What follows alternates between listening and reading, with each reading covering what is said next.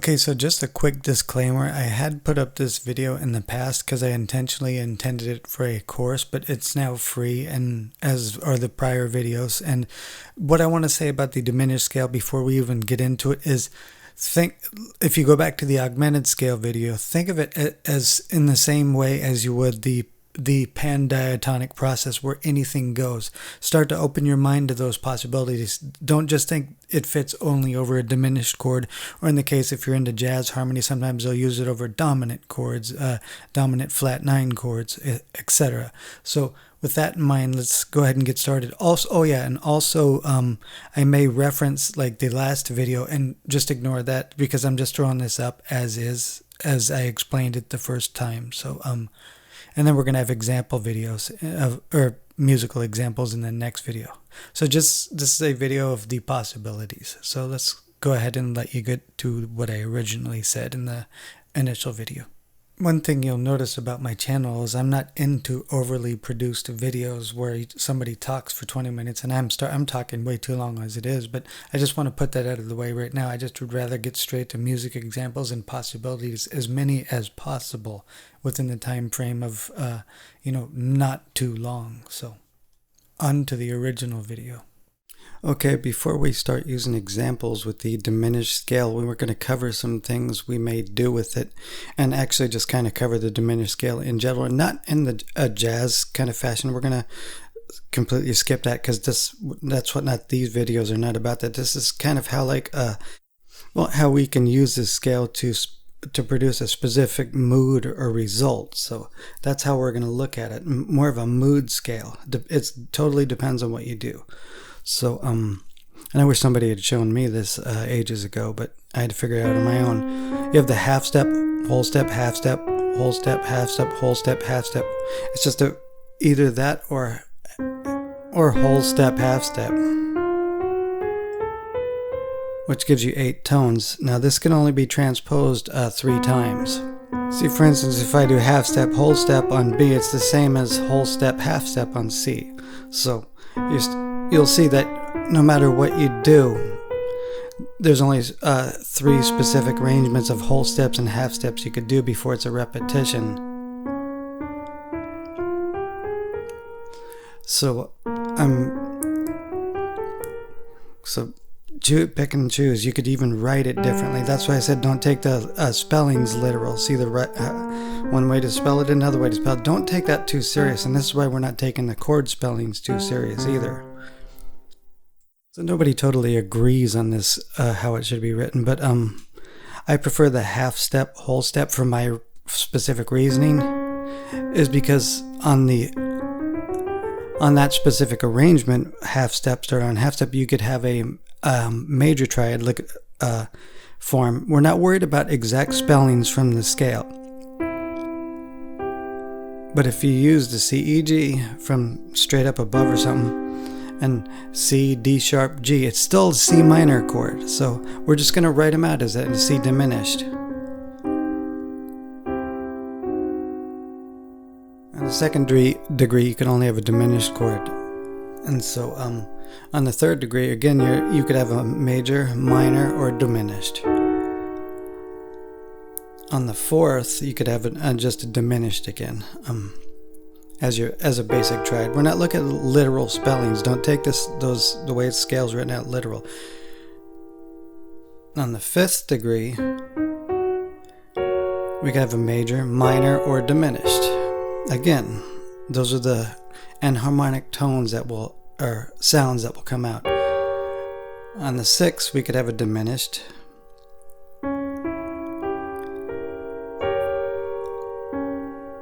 On the seventh, we could have a major, minor, or diminished, 7th degree. And then on the 8th degree, just another diminished chord again, okay?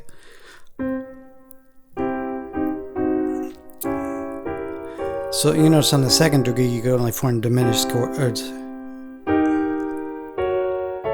Every minor third in the half step, whole step arrangement, you get these major or minor triads, and this is one of the reasons I use it, because you could trick somebody's ear into thinking you have a tonal center. So most of the time I'm using because the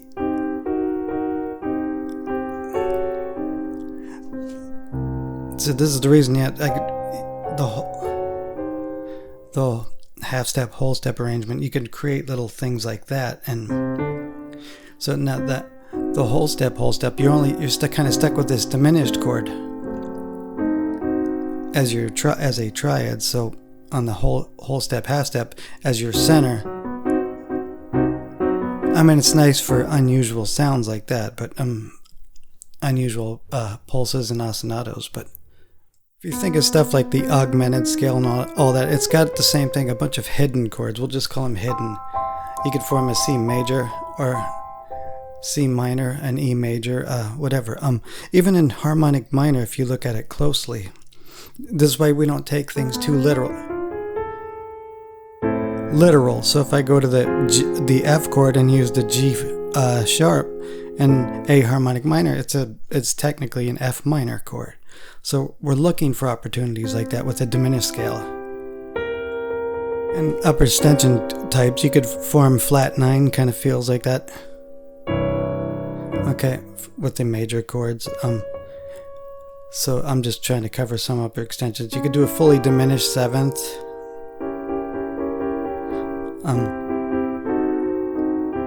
You could create kind of this Lydian thing on that root with C, and then a diminished chord. You can alternate between that and a diminished chord, and that's what the beginning chord thing did.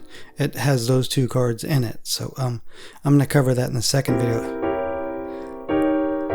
So of course, now every minor third, you could form that flat 9 sound. Okay. And just out of jazz players often do use the diminished scale over a flat 9 dominant chord, so that's just an observation. Oh yeah, on the forming a diminished on the C, you could do a half diminished. So you could do all kinds of interesting tricks like that, alternating between the chord types. You could do fully diminished arpeggios and twice, you know. So there really is no rule here. Just take everything at face value. Don't worry about the spelling, okay? Sometimes when I write it out using the diminished scale and I'm doing these kind of things,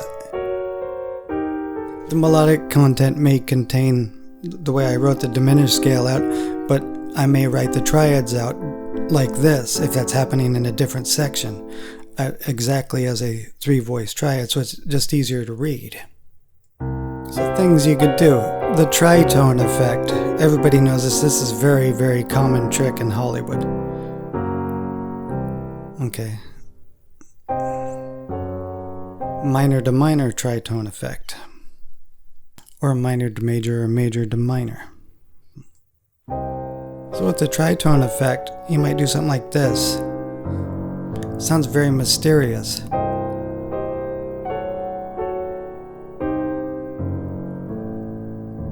Diminished scale is your basis, and it kind of gives you that sense that we have that C as your tonal center. We're tricking the ear.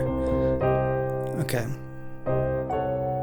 And actually one of the biggest tricks in the book when it comes to like using this in film scores and stuff is that since I'm already on that C minor, you could switch scales on any of those minor chords. Like since I was revolving around C, it didn't sound like I veered too far off. I used C minor. I'll do it again. C minor after the diminish. So it kind of tricks people or the ear into thinking there's a tonal center. So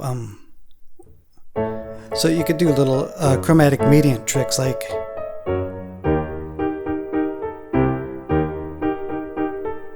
with basic triads, stuff like that. So you also get little shapes like this, where you have the kind of the Lydian the Lydian flat 7, and in fact the opening sequence started out with this, and it's using diminished scale as it's in the entirety. So you could have that kind of Lydian, and you could alternate between like a diminished. So And that's exactly, I'll just play part of the, I think, if I can remember.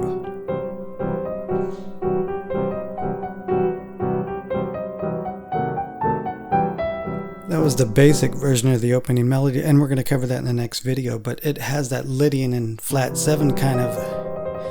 However, in the diminished scale, it also forms the flat 3, so you can't do that in regular mix or Lydian flat 7 or regular Lydian. So it gives it a completely different comical kind of sound. Playful. So other things you could do, like the diminished scale, you could use like an E.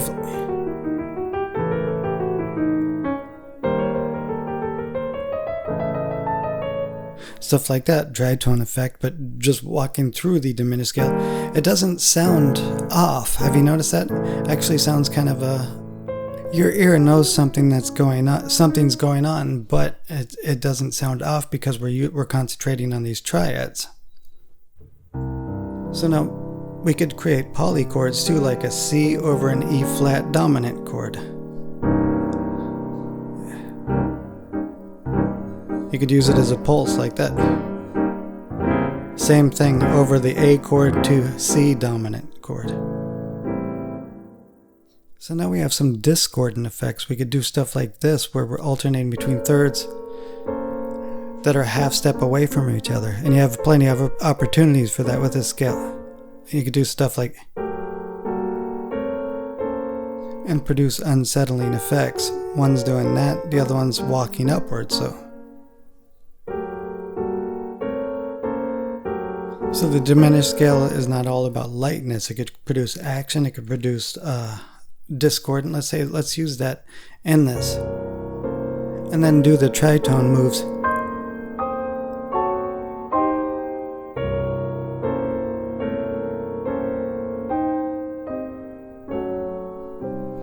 Almost like an unsettling but mysterious sound.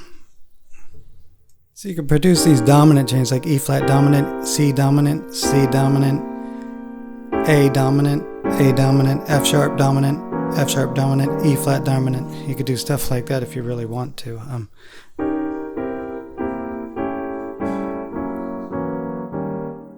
that's not really tense, it's kind of a cool effect. So using that chromatic median shifts, but dominant to dominant. So here's something you can do. The ostinato thing, but not limit yourself to a minor key. So use the diminished scale, and I use this all the time, and I usually use the faster stuff and whatnot, using the whole diminished scale, where these things kind of do stuff like this, taking advantage of the triads and stuff, and breaking out of it, of course, without any apparent loss of tonal center, because it still feels like it's on that C. That's a trick. So diminished over fully diminished, very tense sound. You could do that for a tonal cluster effect. You could create a whole ton of disjunct chords from this scale.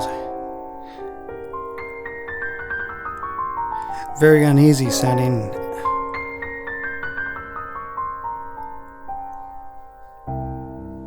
And you could resolve it with one of the chords you could also form in the scale. So not so tonal, a little bit more tonal. And if you plan it right, you could kind of get this Lydian flat 7,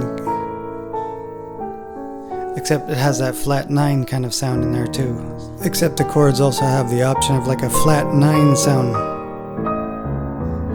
Sounds very mysterious. So, and unlike Lydian flat 7, most of the time sounds kind of comical. So, and if you think of The Simpsons or something. So now it really depends on the way you want to use it and the type of sound. You could use this for action kind of sequences. You could use it for comical. You can use it for just very uneasy sounds, mysterious. And you could break out of it. There's no rule for this. I'm not going to say there's any rule that you could break out from, like using chords from it and then breaking out. And there's no rule what you use to break out.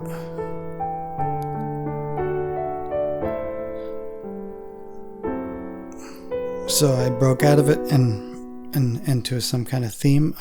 That's fine, and I can't really tell you there's a set rule for this because there is not. I mean, use your ear. Truthfully, I say go wherever you please. But one of the ways is to use like one of the triads that you could form out of this as a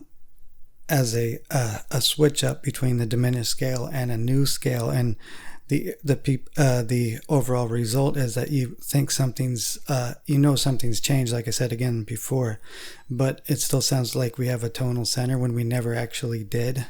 So it's a trick, just one of many. You could use one of the dominant shapes and use that as a 5 chord.